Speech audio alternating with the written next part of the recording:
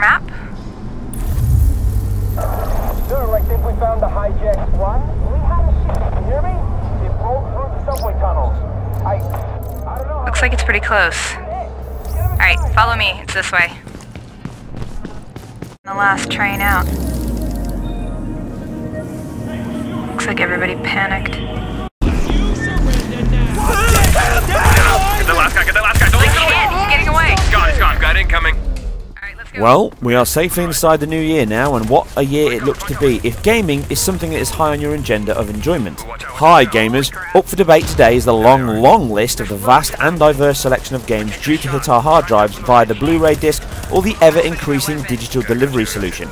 If you have not upgraded the console or PC hard drive recently, this is certainly the year to expand that storage space. But which of these epics can vie for our well-earned cash and time as they battle it out to stay ahead of the pack and gather the most interest? As this list is a multi-platform array, some will be exclusive to a particular platform and some across all, which I will mention on each one. But first up, let's touch on a few games that have not made it into the top 10. Not for want of trying, and deserve an honorary mention.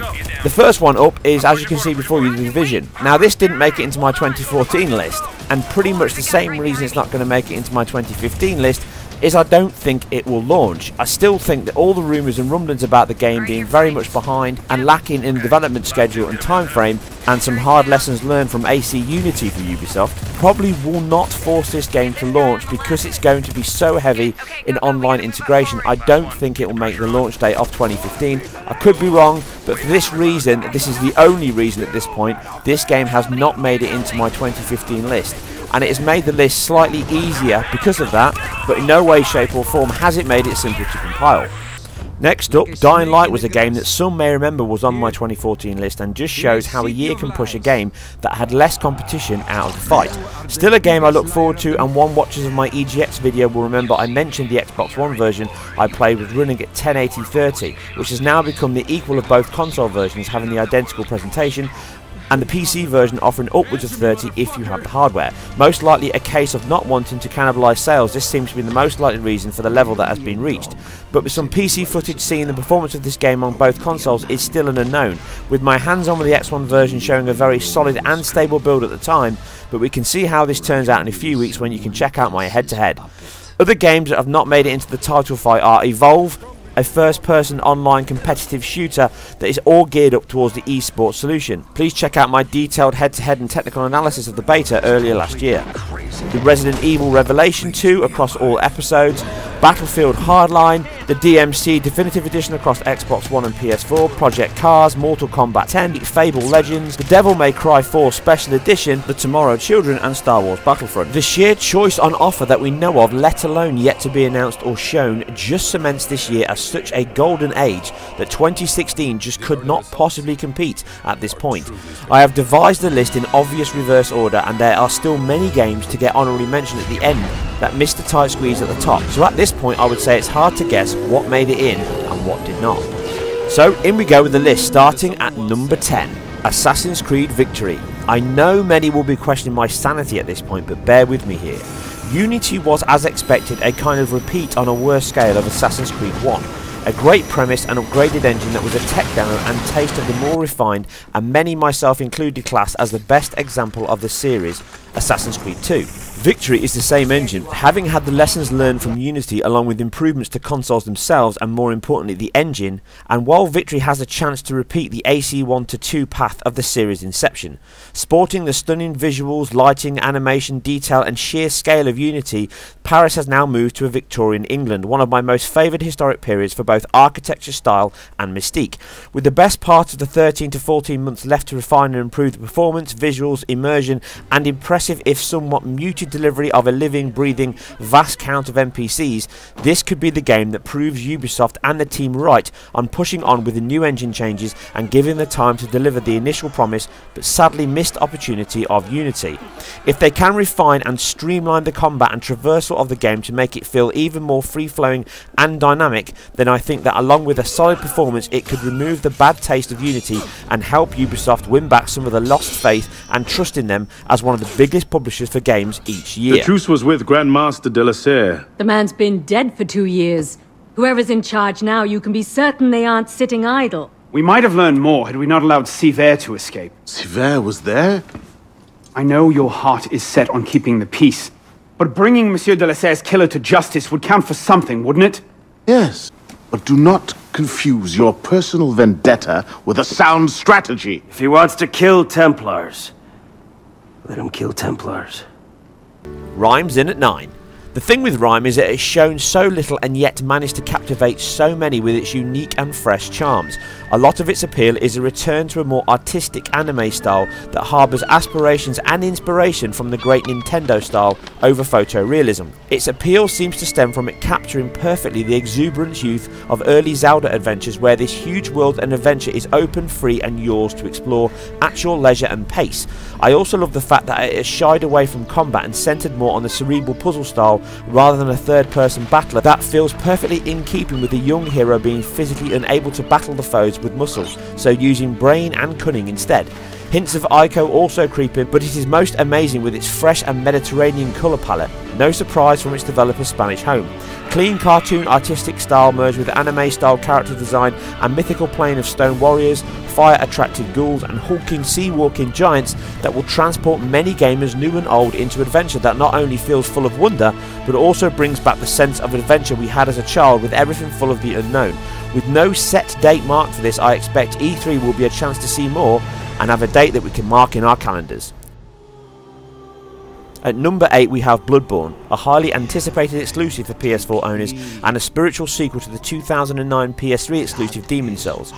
Like its muse, Bloodborne is a dark and moody affair with souls, monsters and madness and death in heavy abundance.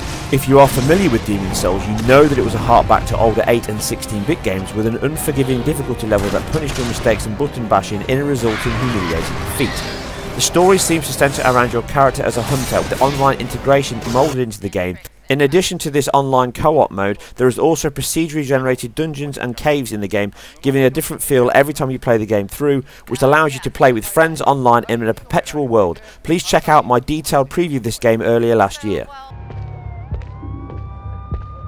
Another exclusive game, this time from Microsoft and the Remedy team that brought us Max Payne and Alan Wake.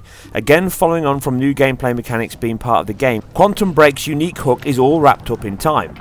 As you play through main protagonist Jack Joyce, who was involved in an experiment that granted him time manipulation powers. But he was not alone in this ability distribution event, with another protagonist, Beth Wilder, also gaining powers, in addition to the main enemy Paul Serene, who gained the most powerful skill of being able to see the future. Jack was gifted with the ability of being able to stop time at will. This has a set finite supply that quickly recharges and allows you to adapt, improvise and ultimately overcome obstacles in your path, be they human or otherwise. Having this diversity of play and skill woven into the mechanics will hopefully open up broad choice of mission completion, along with taxing and time related puzzles that will flex your brain trigger as much as your gun one. With a choice of 2 characters to play as with the other skill not yet known, along with the fact that you also play as the enemy at points in the game, it seems to be shaking up the status quo of what a third person shooter actually is. With a generous helping of dense physics in the world, dynamic level design and a clear mastery of the Xbox One hardware, both gameplay and visuals look to be something to look forward to, and at E3 we can hopefully be allowed to learn more of this stunning yet interesting concept from Sam Lake and the team at Remedy.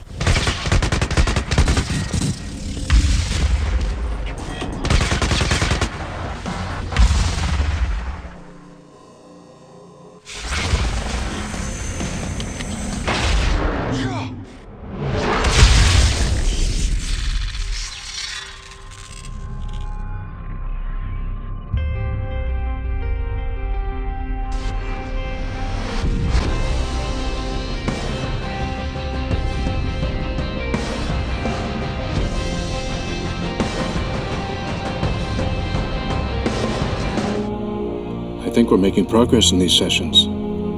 Well, from one Xbox exclusive to another, and even though the whole fallout and semantics of the announcement of the deal with Square and Microsoft over the latest chapter in the Tomb Raider reboot were messy, it does not take away a game that is wanted by a great portion of gamers at large. Borne out by such a vocal disdain, Agree with it or not, it will certainly help Microsoft sell some consoles and will also benefit the quality of the game with the backing and financial aid from the Big N. Being a sequel to the then 2013 reboot and the 2014 Definitive Edition, this time Lara has already found her own unique skills and hunger for adventure, so now other than having some therapy sessions, still seems to be addicted to the call of lost treasure, taxing puzzle and raiders of tombs, along with a decent penchant for mass murder. Not a great deal is known of this adventure, but Chapter 1 had a great setup of level design, mechanics, detailed physics and an open sandbox with which to learn and ultimately ply Lara's trade. Expect the issues of small, lackluster acting and story in parts to be hugely improved, with a big increase in budget, set piece and definitely open-ended gameplay. A continuation of exploration and tomb raiding along with wildlife seems to be the order of the day. This game will garner a lot of attention at Microsoft and is really going to go head to head with another adventure at large, whose name escapes me at this point. I am sure come Christmas this year Lara will be on the hearts, minds and lips of many, and the last question only revolves around whether you wait or not for the multi-platform release in a year or so, or snap up an Xbox One. It's sure to be a hit and continuation of everyone's favourite English female archaeologist. Another game that is hitting all three platforms next year, with the pinnacle version being on the PC. Just how good a PC that is at this point is a wonder that's on many minds, I'm sure. With recent rumours of big development issues, and as they say there is no smoke without fire, in this case the flames can be seen and heard.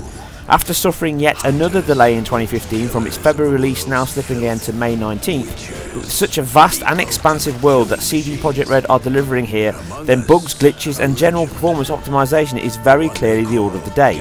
And after having a 2014, which started back in 2013, as a generation of the unfinished game, I can totally understand and respect the decision that has been made here, as it is one taken by other companies and games that also appear on this list. With the final chapter of the Geralt story, we can expect the most detailed world with stormy oceans, vile witches, deceptive plant life, mythical creatures and much, much more, wrapped up in an engaging story that follows the wild hunt defined to meet with Geralt.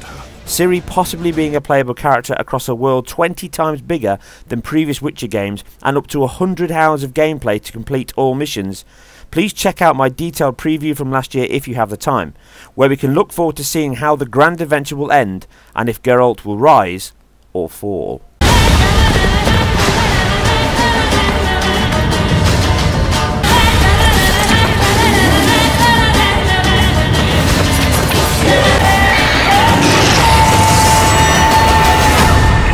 What has quickly become a list of games continuing or ending a huge story, here we have another game that shares the same traits. Again shipping across all now-gen formats bar the Wii U, Rocksteady are looking to close the Wayne saga off with not a whimper, but with a bang form. The biggest, baddest and most diverse Batman world yet. Having more than one villain to contend with is a tough enough challenge for Gotham's Dark Knight.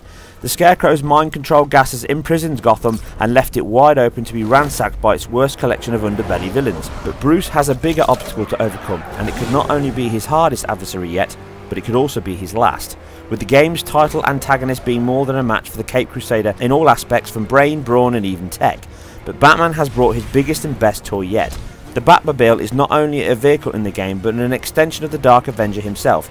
Being seamlessly woven into the game mechanics and style allows you to not only tackle large areas of travel, but also stop, destroy and remove all challenges that lay ahead. The sheer size and scope of the game world open to you, allowing a myriad of choice and gameplay enhancements, all wrapped up with a seamless vast world with no loading screens from in-game cinematic, from sky-high flight and tight confined vent. It truly offers us the chance to see how game worlds and play can evolve this generation using the scope, RAM and power of these now-gen machines and PC to give us an adventure that is both continues in design and in open choice. Again, check out my detailed preview of this amazing game that I managed to get a behind closed doors demo of last year. 2015 could be the year of the Bat.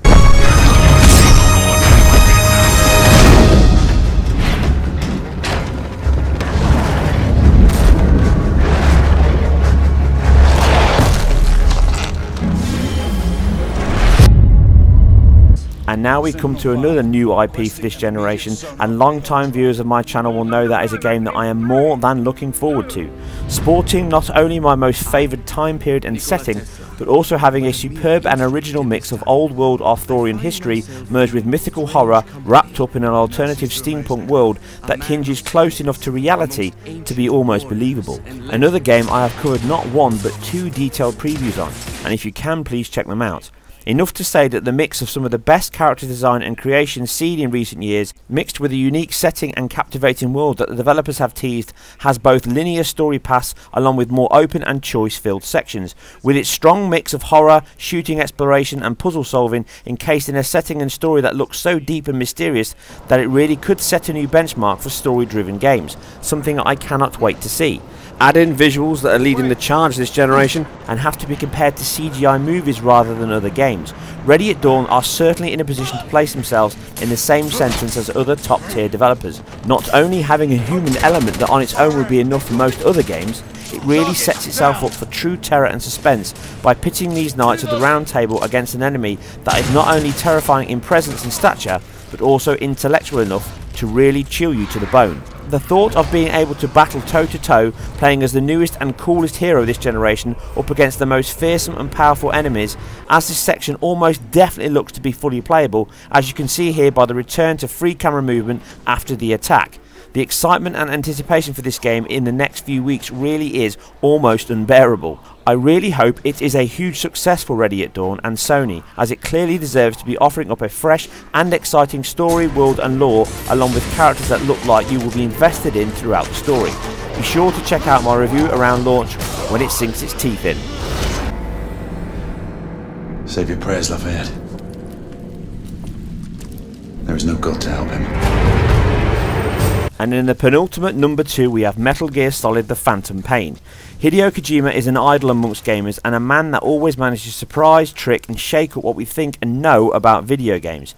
This year we will get a chance to see how the last 3 years since reveal, yes it's been that long, have culminated in the story of Big Boss and his tale of revenge. Looking to be both darker and far more expansive than previous Metal Gear games, now you have a full sandbox design at your fingertips, allowing you to explore the world Kojima-san and his team have crafted in your own way. Still being a linear story that follows the descent of a man into his own demons driven by rage and revenge, we will see and feel Snake before he was solidified as the hero of another generation. The 70s was an iconic time, and the Phantom Pain looks to be offering us a completely free level choice and mission structure, having a full day-night cycle, sporting the fruits of their own Fox engine that employs not only, as I have kept harping on about, soon to be standard, physically based render engine, but vast and impressive lighting engine, great character design, vast open landscapes, all offered up in a smooth 60 FPS presentation. Adding what will be a captivating story, original and unique boss battles, and out-of-the-box thinking, bolstered by an engrossing online element that will allow you to capture and defend your very own and others' mother base. Kojima's ability to create interesting and sometimes unusual but always intriguing characters that can be friend or foe, or even both, adding co-op battle and ultimately an experience that will engage, enlighten and will be a big thing this year on gamers' minds, lips and fingertips. Kojima will deliver a game that could be up for Game of the Year.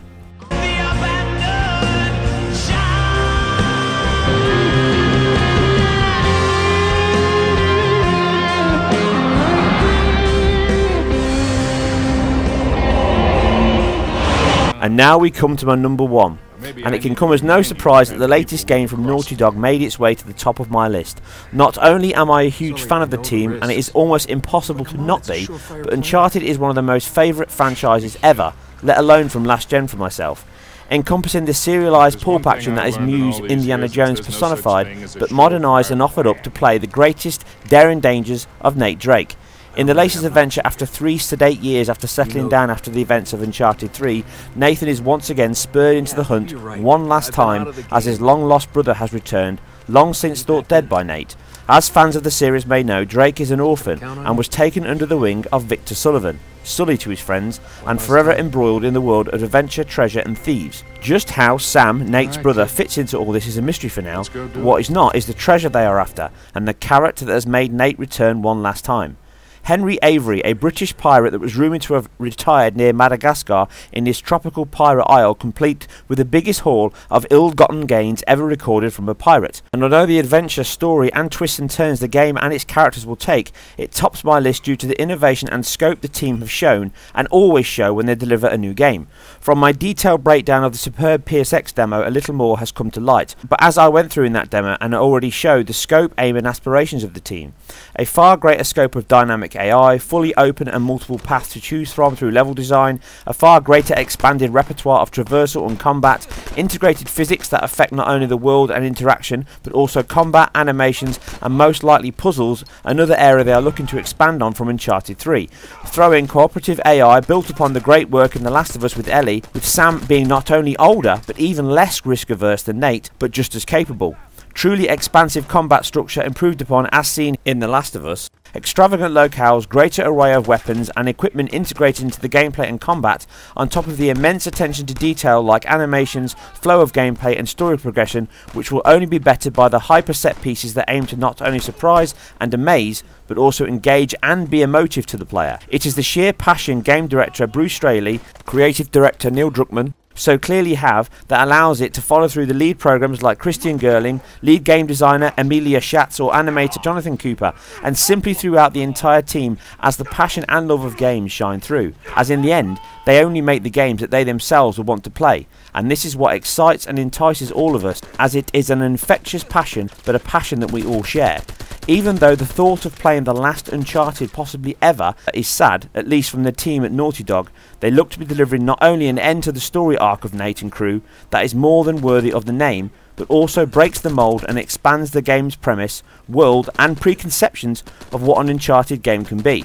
I simply cannot wait to see where they will take us, and the expertise, skill and knowledge they will use to entice, enthrall and ultimately surprise us on each and every turn.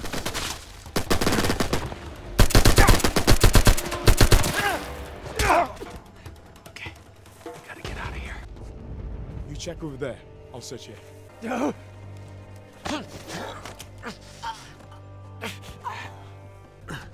Are you okay?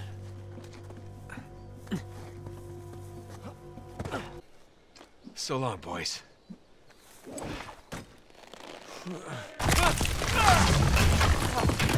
Holy shit.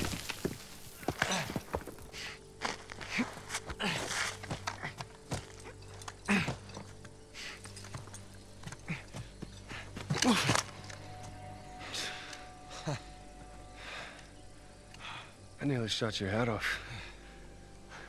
Sam, you're okay. Come on. We got a treasure to find. As always, I hope you enjoyed this and all of my other content. If so, please hit the like and sub button, as I really appreciate each and every one of you that does. What did you think of the list? What games did I miss? Such as Star Citizen, Halo 5, Rainbow Six, Street Fighter 5, No Man's Sky, Below, Crackdown, The Wild, and much, much more. And even this is by no means all the games on mine and many of yours, I am sure's radar. Please give me your top 10 list below, as I always love to hear from you. I will leave you with the first of my top 10 games that is due next month, and a short little trailer I have knocked up to excite hopefully many of you looking forward to it half as much as myself. Ready at Dawn's epic entry into the AAA games and PS4 is sure to make a big splash and lock us in for an adventure of Galahad and the Order, who are prepared to do battle for the sake of mankind against an enemy that is almost beyond compare and defeat. And what secrets does that vial around their neck really hold? The price is high and the cost may be even higher and too much to bear. You guys and girls take care, and I will see you soon on the next one. The Industrial Revolution, our greatest opus. An age of limitless progress. Sentinel-5, requesting an immediate sonar payload drop. Coulson deployment in 3, 2...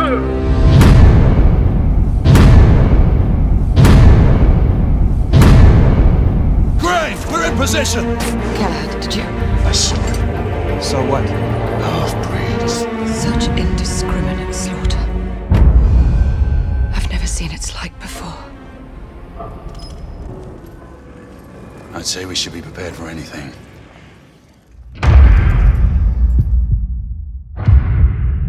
It's all right, is he?